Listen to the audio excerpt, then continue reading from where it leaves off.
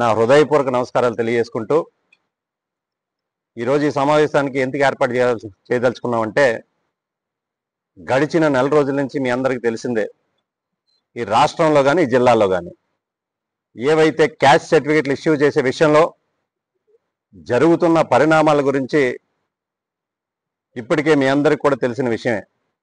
చంద్రబాబు నాయుడు గారు ప్రభుత్వం ఎప్పుడు అధికారంలోకి వచ్చినా కులాల మధ్యలో కుంపట లేపడం, ఆజ్యం పోయడం, తీరా వారే చల్లార్చడం ఇదో ఆనవాయితీగా జరుగుతూ ఉంది. ఇప్పుడేం కొత్త ఏం కాదు, గతంలో అనేక సందర్భాల్లో చూసాం. ఈరోజు ఈ క్యాస్ట్ సర్టిఫికేట్ జారీ చేసే విషయంలో కూడా వాస్తవానికి మనం ఒకసారి గమనించుకుంటే, అంటే చంద్రబాబు నాయుడు గారు అనేక సందర్భాల్లో ముఖ్యమంత్రిగా పనిచేశారు కాబట్టి వాస్తవానికి ఏవైతే ఈ కులాలు ఉన్నాయో సెట్టిబెల్జ, ఈడుగ, శ్రీశైన, యాత, ఈ కులాలన్నీ కూడా ఆనాడు 97లో అంటే 1997లోనే ఒక జీవో ఇష్యూ చేయడం జరిగింది. అప్పుడు ప్రభుత్వం చంద్రబాబు నాయుడు గారు ముఖ్యమంత్రిగా ఉన్నప్పుడు. ఏంటి ఆ జీవో అంటే, ఈ కులాలన్నీ ఉపకులాలుగా చేరుస్తూ గౌడాని పెట్టి బ్రాకెట్లో ఉపకులాలన్నీ కూడా తీసుకురావడం ఆనాడు ఆ జీవో ఇష్యూ చేయడం జరిగింది. తర్వాత కాలంలో ఈ రాష్ట్రంలో ఉన్నటువంటి కులాలన్నీ వారి అభ్యంతరాలు తెలిపిన తర్వాత ఆ యొక్క జీవోని అప్పుడు హోల్డ్లో పెట్టడం జరిగింది. అప్పటి నుంచి ఇప్పటి వరకు కూడా, అంటే చంద్రబాబు నాయుడు గారు ముఖ్యమంత్రిగా బాధ్యత రాకముందు, అంటే 2024 ఎన్నికల ముందు కూడా ఎవరి క్యాస్ట్ సర్టిఫికేట్ జారీ చేయడం జరిగింది. మీ అందరికి కూడా తెలిసిన విషయం. 2019 నుంచి 24 వరకు జగన్మోహన్ రెడ్డి గారు ముఖ్యమంత్రి చేసినప్పటికి కూడా అన్ని సామాజిక వర్గాలకి సమన్యాయం చేయాలి, అందరినీ గౌరవించాలనే ఉద్దేశంతో కార్పొరేషన్లు ఏర్పాటు చేయడమే కాకుండా ఇండివిజువల్ క్యాస్ట్ సర్టిఫికేట్లు కూడా ఆనాడు అప్పుడు ప్రభుత్వం జగన్మోహన్ రెడ్డి గారు ముఖ్యమంత్రిగా ఉన్నప్పుడు జారీ చేయడం జరిగింది. కానీ ఈ ప్రభుత్వం అధికారంలోకి వచ్చిన తర్వాత మరొకసారి కులాల మధ్య చిచ్చు లేపాలనే ఉద్దేశంతో ఈ యొక్క నెల రోజుల క్రితం మళ్ళీ క్యాస్ట్ సర్టిఫికేట్ని ఏ విధంగా జారీ చేయడం జరుగుతుందో మనందరికీ తెలుసు. మళ్ళీ 97 ఏవైతే వారు జీవో ఇష్యూ చేశారో అదే జీవోని తెరపైకి తీసుకొచ్చి మళ్ళీ ఈ అన్ని కులాలని కూడా ఉపకులంగా చేరుస్తూ, గౌడ ఇంటూ బ్రాకెట్లో ఉపకులాలుగా చేరుస్తూ ఆ యొక్క సాఫ్ట్వేర్లో అప్డేట్ చేయడం జరిగింది.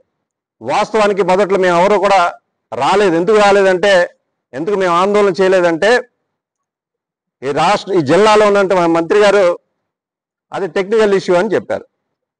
మేము కూడా టెక్నికల్ ఇష్యూ అని భావించి కొంత సమయం ఇవ్వాలి ఈ ప్రభుత్వానికి అని చెప్పి ఎక్కడా కూడా మేము ఆందోళన చేయలేదు.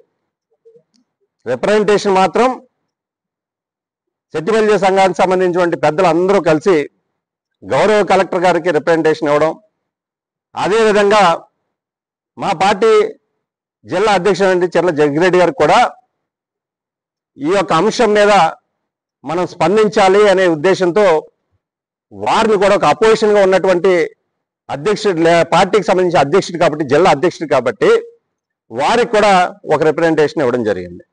అందులో భాగంగా ఈ మంత్రి గారు ఒక్కొక్క రోజు ఒక్కొక్క స్టేట్మెంట్, అంటే ఆయనే పెద్ద అవగాహన ఉన్న వ్యక్తిలా మాట్లాడుతున్నాడు కాబట్టి సరే వారికి అవగాహన ఉందే అనుకుందాం.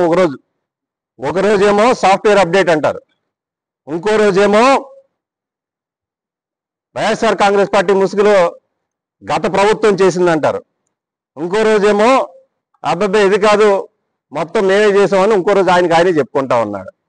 ఇదంతా గమనిస్తే చూస్తే ఒకసారి జగ్గిరెడ్డి గారు ఏం మాట్లాడారో మీ అందరూ కూడా మీ దృష్టికి తీసుకురావాలనే ఉద్దేశంతో ఈరోజు మీ ప్రెస్ మీట్ కాల్ఫర్ చేయడం జరిగింది.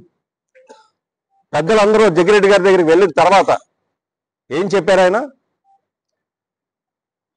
సెట్టిబెల్జ సామాజిక వర్గం అంతా కూడా కొంత కన్ఫ్యూజన్లో ఉంది, దీన్ని నివృత్తి చేయాల్సిన బాధ్యత ఈ ప్రభుత్వాన్ని, ఈ జిల్లాలో ఉన్నటువంటి మంత్రి గారిది అని ఒక స్టేట్మెంట్ మన అధ్యక్షుడైనటువంటి జగ్గిరెడ్డి గారు ఇవ్వడం జరిగింది. దానికి మంత్రి గారు ఏం మాట్లాడారు?